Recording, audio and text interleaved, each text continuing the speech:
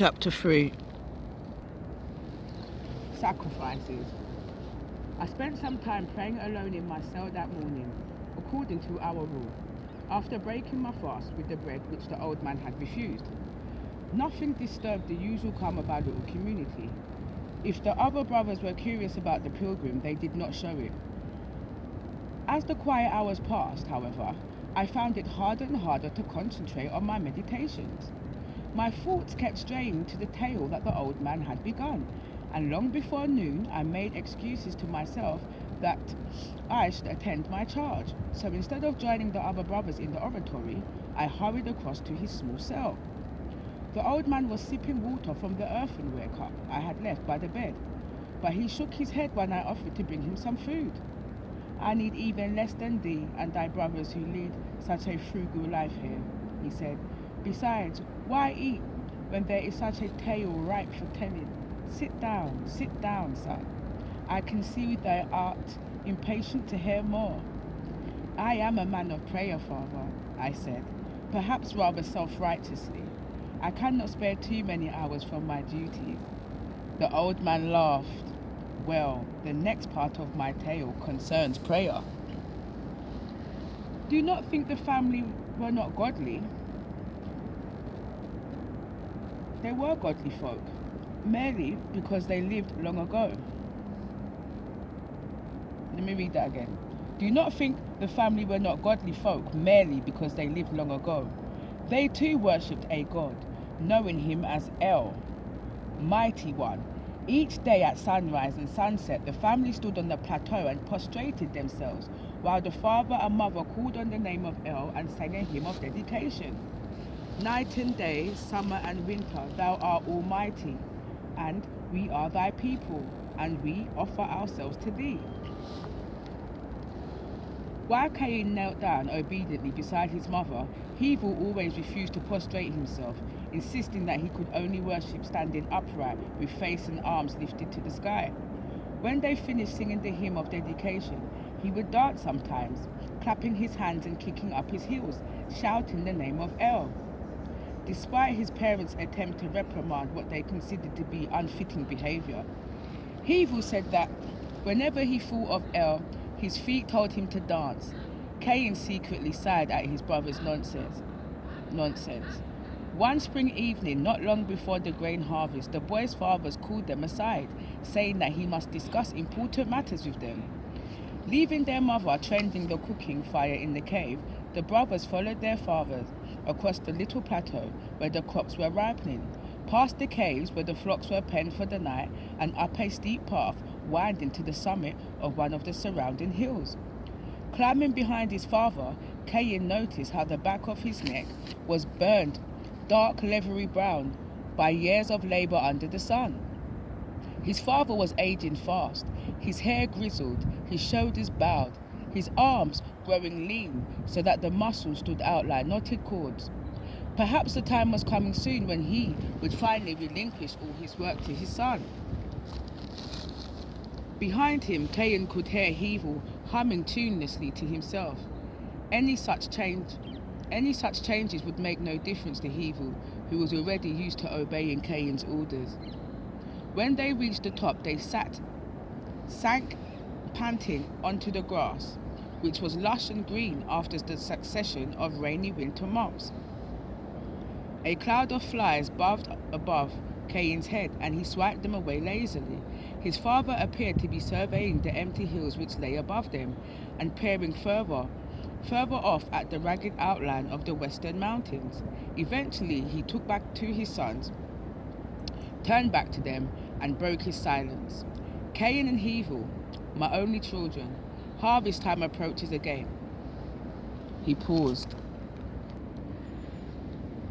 and Cain looked up expectantly. Hevel was searching the grass for grasshoppers, which had started its rasping song. "We worship El together," their father continued, frowning at the ground and seeming to test each word before he spoke it. "The time is approaching when you must begin worshipping him in your own right. We, your mother and I, can no longer be responsible for you." He plucked at the short grasses with nervous fingers. "When harvest comes, the time will be right. You must each go alone into the hills and dedicate yourselves to El. Take a gift with you, something your heart prizes above all else, and lay it before El on a high place. If you ask, he will give you a sign that he's accepted your offering. Maybe yes, you must ask for the fire to come from the sky and consume it. In this way, the gift will both be given and received, and you will see that it is so. Do you understand? Hevel, holding captive the grasshopper in his cupped hands, nodded solemnly. A gift for El? That is a good thing. Cain? Cain knew his father was waiting anxiously for his agreement, but suddenly his mind filled with questions. What has El done for me that I must make him a costly sacrifice? You say it must be something I prize above all else, but what has he given me? Why can I not continue worshipping him just as before? Cain. His father rose to his feet, astonished. Everything we have comes from El. As I have told you many times, we are not owners, merely guardians. Even your skills in tending your garden are gifts from his generous hand. You must offer yourself unreservedly in return. And the gift? How will I know what I should give? Your heart will tell you when the time comes. But I shall not speak further about it now. When the time comes, you will know. And his father turned to talk to other matters until the sun dipped below the horizon, and they set off homeward for the evening meal and the customary prayers. To Cain, the day seemed to pass more swiftly after that. The barley and the wheat turned fat and golden almost before his eyes, and he started shaping a new flint harvesting sickle. Then one morning his mother shook him awake before dawn, telling him to rise and dress and leave for the hills at once. He stared at her sleepily, squinting in the light of the tallow lamp she carried. What are you saying? Go quickly and take your gift. Go into the hills before the sun rises. The time for dedicating yourself has come. Why must I go so early? You have to leave before your brother wakes, or else he will follow you. Now listen, when you leave here, walk eastwards, and I will tell Hevel to go west. You must be sure to go alone. As Cain knotted his loincloth and drew a cloak around his shoulders, his mother continued to whisper instructions. Let me put up my umbrella 1 second. As Cain knotted his loincloth and drew a cloak around his shoulders, his mother continued to whisper instructions. He had to go a half-day's journey from the cave and find a place to shelter. Then he should wait until he received the sign of El's acceptance. And here, she thrust a bundle into his hands. Meat and drink. If nothing has happened after 3 days, return home. But Cain, she rested a hand lightly on his head. If you call on El, he will answer. Be sure of that. And do not be impatient, my son. Stepping out of the cave, Cain glanced back to where his brother lay, still sleeping, and wondered what sort of gift Hevel would take. A handful of coloured stones, perhaps, or a bright feather. Almost every day Hevel found what he thought of as treasures, which he would gloat over and keep clenched in his fist until he dropped them or found something new. Outside the cave, shadows still hid the plateau, but there was light enough for Cain to walk the paths of his garden, wondering what he should take. Of course he thought he should save the best of the crops for the family's food during the winter. More importantly, he needed to set aside enough as seed for the next year's planting. All the flowers were still tightly furled, and he touched the wet petals lightly, wondering whether he prized them sufficiently to offer them up. Again, he would have to be careful and leave enough to make sure the garden blossomed even more beautifully in the following spring. A turning of the path brought him to the centre of the garden where the boulders guarded his tree seedlings. The little olive tree rose above the rest, spreading its sturdy branches over the other frail twigs sprouting from the soil. Cain caressed the trunk thoughtfully. If he cared for it well enough, it might even produce a crop of fruit one day. He decided to pluck a few leaves as part of his offering. Hurrying back through the garden, he gathered a small handful of flowers and wove them into a garland, along with a spray of wheat and a few dropping barley heads. Cain. His mother was calling him from the mouth of the cave, pointing at the brightening sky. You must be gone now, or you will be too late. Shouldering his bundle, Cain turned to the east where the sun burned red below the horizon. With a single glance back to where his mother stood, he set off. By noon, he had left the plateau far behind, after hours of picking away between the hills, only stopping to drink from a stream which rippled among the rocks of an old riverbed.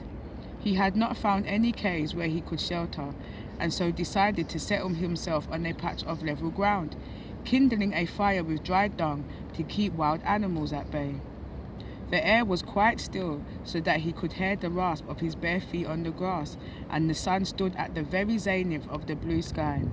Laying down his bundle, he built a circle of stones to contain his fire, and then sat back on his heels, considering what he could do next. His father had said they should make their offering on a high place. On his left-hand side rose a smooth hillock, which seemed high enough. He wondered whether he should start calling on El immediately, or whether he only heard petitions at the beginning and ending of the day. His mother had said the time had come now. Carefully he unwrapped the sacrificial garland from his bundle and set off up the slope. Somehow the silence was even more profound when he reached the top. After a moment's thought, he straightened the crumpled leaves and stems of his offering, spread it out in the exact center of a patch of soft grass, and prostrated himself beside it. His eyes screwed tightly shut. Perhaps, he thought, he should say some words of dedication.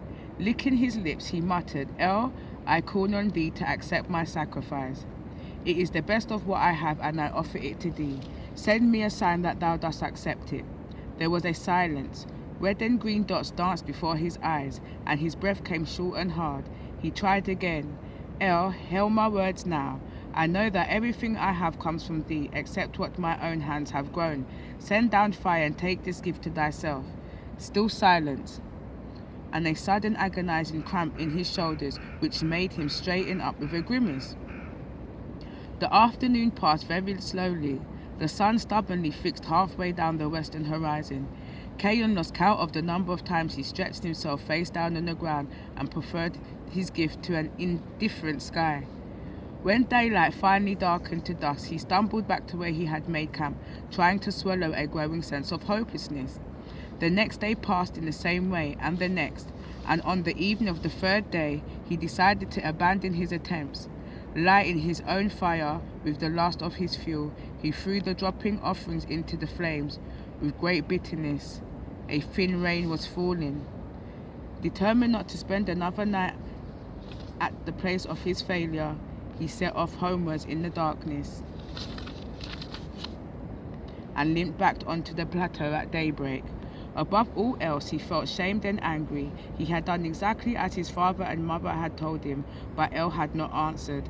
Dreading a painful encounter with his parents, he did not return to the cave and went to walk the paths of his garden as a garish dawn lit the eastern sky. He told himself that he would go and sit by the boulder to look at his olive tree and soothe his wounded spirits. As the light increased, he noticed something strange. Something changed about the garden. Something was missing. The first rays of the sun shot over the edge of the plateau, and he saw that the olive tree was gone. The trunk was snapped off short, leaving a fragment of splintered wood protruding from the soil. Cain, dazed, he turned his head and saw Hugo running towards him. Although his brother's face was white with exhaustion, it was split by a huge grin. Rushing up to where Cain stood, he seized his hand. Cain, listen to what happened to me. Then he caught sight of the remains of the olive tree and fell into guilty silence. Burning with fury, Cain gripped his brother by the shoulders and shook him until his teeth rattled. You know about this, don't you? Tell me what you did. Terrified, Hugo grasped. But it was wood. I needed wood for the burning. I came back when nobody was looking, not even El. How could you dare touch my tree? Cain raised. Hugo began to snivel. The gifts for El. I needed fuel to make them burn. And I remembered the olive tree. El will give you other trees, Cain.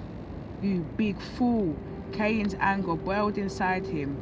The fire was supposed to come from El himself, a sign that he accepted your gift. You did not need wood. And what did you take to offer? A heap of pretty stones? A handful of weeds? Hevel hung his head. I thought it was a love gift, the finest things we could offer. I took the far best born of our flocks, only to please El. Cain fought against the urge to strike his brother.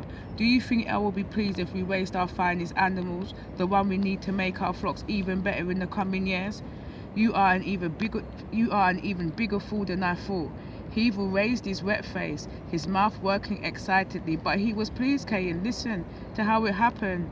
I went away into the hills and stayed there, as we were told. It was cold, and sometimes I was afraid, but I knew I should wait until El answered me. And it was last night, the last night I could wait, when I danced and sang one more time, and it happened. What happened? The great bright fire, did you not see it? Coming down from the sky like lightning, and a noise like thunder, and smoke all around me. When I looked again, the dead animals and the wood were burnt away, and not even ashes was left. I was so glad that I ran back here, running all night to tell you. Chapter 4. The Way of the Rebellion. As you lot can hear, it's raining, so I'm cutting that. I'm glad that I woke up this morning and came to the little pool to pray, boy. Chapter 3 really opened up my eyes still. Man. Hey, you know me, I like a good experiment. Hey! Big up yourself in the real life. Real C777 saying, come on, gang, you can do it, man. Give yourself a reason.